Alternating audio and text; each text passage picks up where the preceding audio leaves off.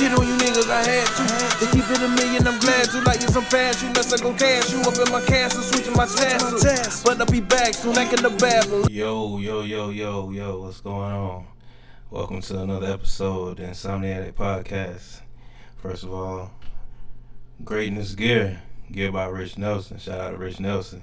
Carolina representative, big bar spitter. Much respect all day, homie. Straight up.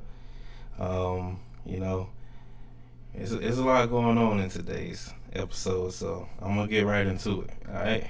So first thing I wanna do is show my brother, my blood brother, my first cousin, but my big brother, some love on his Rock the Bells podcast, man. Listen, his episodes are very, very deep dive into whatever he's discussing. Like, you might hear me say something about sport or an event that happened or a game, but I'm just gonna brush over the surface. He's gonna dive deep into it. Like, trust me, like, I listen because of how good he does his homework. Like, it's not just because we're related. I mean, I'm gonna support my fam, but it's a dope podcast and very, very, very detailed. So make sure you go to Spotify and find this podcast, Rock the Bells, and follow him. Fantasy, NFL, NCAA, MLB, just general life topics. You'll be satisfied for sure.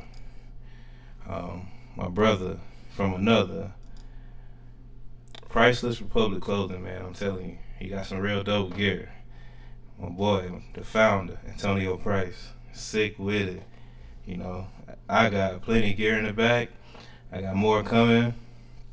And, you know, I just want to show him some love because it ain't many people with, like, these type of designs he's kicking out, man. Straight up. So, without further ado, though, we going to get into the show. And as far as me and people like me, like my brother Los, shout out to my big brother Los, we're Niners fans, so the first thing I want to say is pay Nick Bosa. Pay the man. Pay him ASAP. Word on the street is that it's a $4 million gap per year in the negotiations. And that's a lot of money. I mean, if you multiply, $4 million overall, yeah, it's not a lot, but especially, you know, in talks of millionaires and stuff like that. But when you're talking about per year, it can get to be a hit on your salary cap. I get that. But one thing about it, we do not want to go to Pittsburgh week 1 without Nick Bosa. We don't. I mean, for real, because they ready for us, you know. TJ Watt is ready, you know what I mean? They whole squad want us to come up there without Nick Bosa. And, you know, stuff like that just has a weight on our overall season. I mean, I know we start out every year slow. We do. And then we turn around and go on a winning streak. The proof is in the pudding, but still, we don't want to go up there without Nick Bosa, man. So, at the end of the day, you talking about a guy in 2022 who had 18.5 sacks, 41 solo tackles, 2 forced fumbles. He was the defensive player of the year. Like, come on, man. Pay the man. Pay Nick Bosa. Because, I mean, in addition to what we already have with our defense, we need that. We got some giants out there, man, that we got to take down if we going to get the Super Bowl. And, you know, we need the defense to have that morale. We don't need them taking losses and just throw him in there in the middle of the season, you know, after a crazy amount of games, because he can hold out up to like 6, 7, 8 games if he wants to. He really can, and we can't have that. We need that dominance. We need to, you know, hopefully Brock Purdy does his thing. Like, that's another thing. We got Sam Darnold backing up Brock Purdy, and we definitely gonna need our defense to be, you know, sound. We gonna need that. So ultimately, they need to wrap that up, pay the man, and then, you know, we'll go from there, straight up. You know, the next thing I'm kind of excited about, because a lot of people slept. A lot of people sleep, man.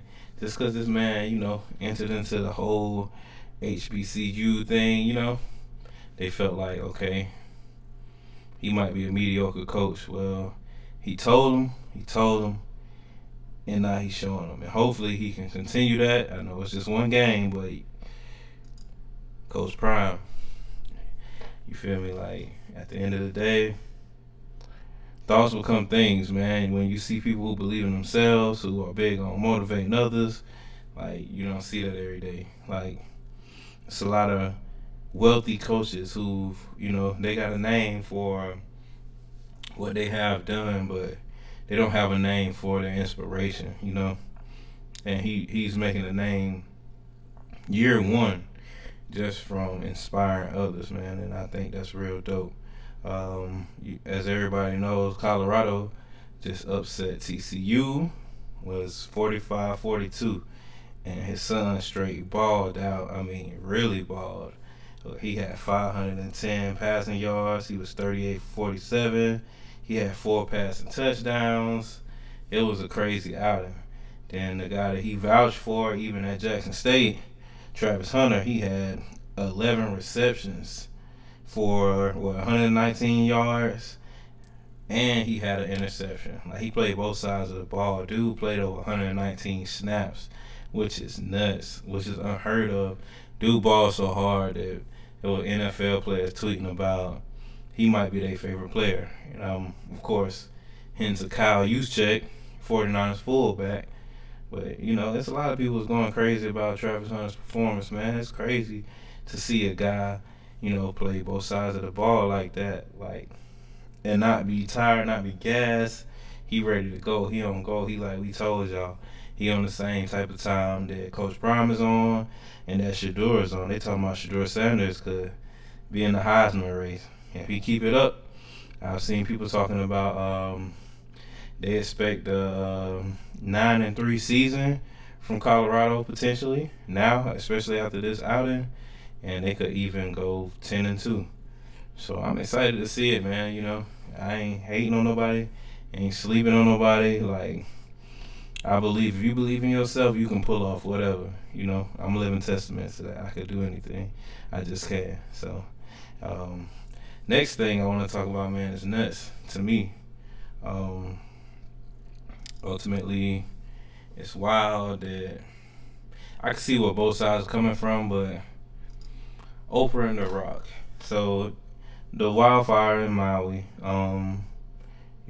they kind of headed up being the face of a foundation, and pretty much people was giving them hell for not donating more money than they did. They donated $10 million.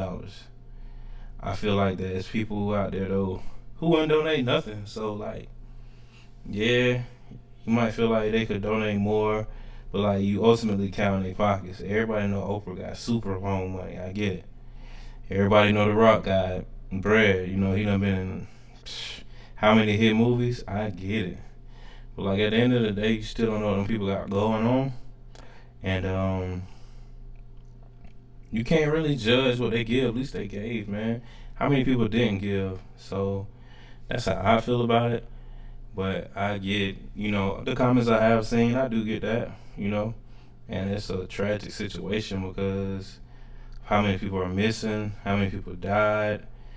Like, it's a freaking event like nothing we have seen in our lifetime. Like, for that many people to still be missing, the death toll that they say that we have, and then the unidentified bodies that they have on top of that, and then the missing, when you add that all together, man, that is a ton of people, and that's crazy. It's super crazy. We've never seen nothing like that. So anything is plenty, man. I feel like that for real. Like, anybody who wants to give to a situation like that, man, just accept their help, man. Straight up, like, why not? You know what I mean? So we gonna get more into a more dramatic situation, less serious situation, but it's at the same time it's unfortunate that people still got this type of stuff going on, this type of I guess you call it toxicity. Blueface and Krishan. So as everybody know, and she gave birth to her child, he wasn't there. Whether she requested that he not be there or not, like, I don't know. And me personally, I have my oldest child. I was not present for his birth, and it wasn't by choice. I absolutely was not told. So, like, and it was a discrepancy of DNA, and so that's ultimately why I wasn't told, I guess.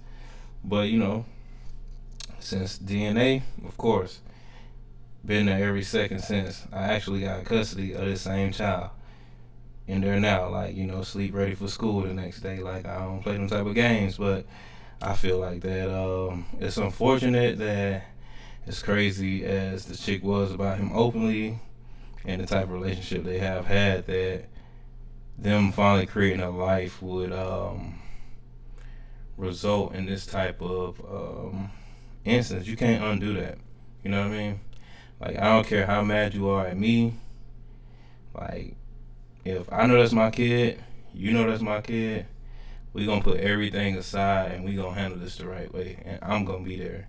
Let me be there, Ain't nothing more important than that. It's just like a moment of extreme loyalty. Like, no matter what's going on, let's put all that aside. But, these people are their own people too. I can't judge these folks, but,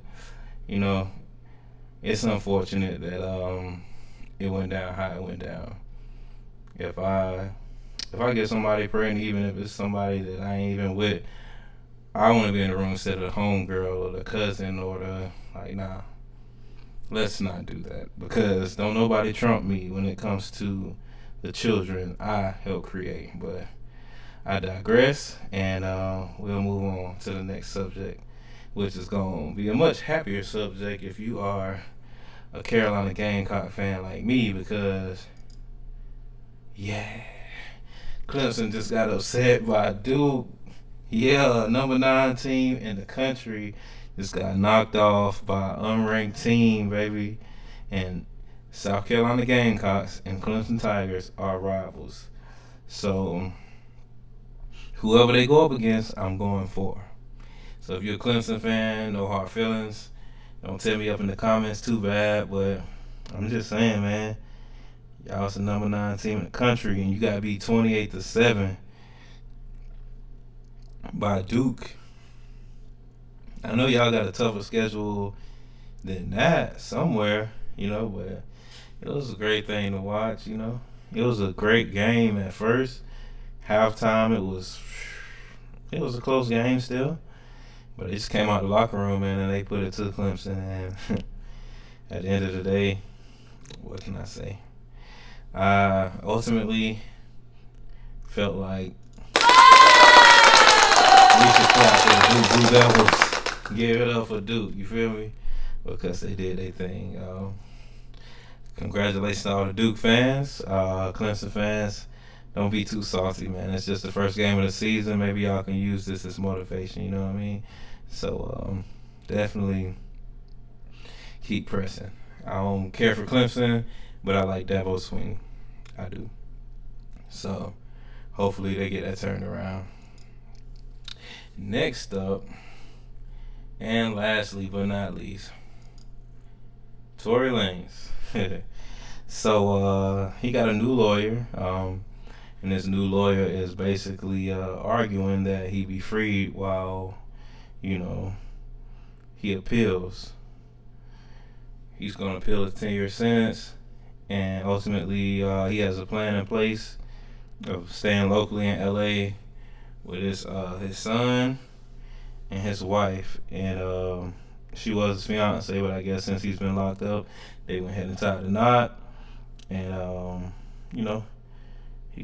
and his 6-year-old son and his wife, they gonna just live as a family, out the way, not getting in no trouble, not being in no places that he can't get in trouble, etc., etc. And they really pushing for that. So we'll see how it goes, man. It's a lot that has transpired with that whole situation with him and Meg, and I can't pick no sides as far as what happened because I wasn't there, but it's their word against each other's word. But she was injured to a great extent, and like I'm not a fan of men causing harm towards women. Like I'm totally against that. Um, However, if he really didn't do it somehow, then I don't think he should do 10 years of his life, especially having kids. You got a 6-year-old, he's gonna be 16 when you get out of that. It's drastic, you know. But at the same time, like even if you were intoxicated and you did it, like if you did it, you did it, and that's something all of us should learn from this, man. Is that like you gotta be careful. You gotta be careful what you do in times of a passionate moment or intoxicated moment or however the moment may go. You really just got to make sure you don't do too much because it's easy to get in trouble. It's hard to get out of it. You know what I mean? So shout out to Meg and her people. Shout out to Tori and his people. It's a neutral situation, but definitely keep Meg in your prayers because that's some traumatic stuff. What we do know is that she was injured. What we do know is that somebody did that to her, whoever it was. So we gotta make sure we keep her lifted up for sure, man. And if Tori didn't do it, definitely gotta keep bro lifted up in your prayers. That's a super, super talented cat. I mean, ridiculously talented. And it's just unfortunate that it came down to what it came down to for either one of those people. But I'll get off of that subject as well. Like I said, though, it's greatness gear. I'm feeling this cap, so I wore it, for this whole episode. It's other people's gear that I definitely will wear during other podcasts. With this fit, my kick of choice, boom, Jordan 13, of course, classic. You feel me? But yeah, man, Insomniatic Podcast, Cato the King on IG, the Insomniatic Brand on Facebook, the Insomniatic LLC on X, which is formerly Twitter. Man, y'all give me that follow, give me that like, give me that subscribe, of course. And just fool with me, man. It's a lot of cats that I support on a daily basis, long before I had something going on. So all of y'all support me, because I guarantee you, I can see who's not supporting.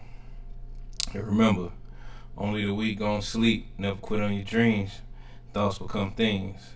It's Insomniatic. I'm out.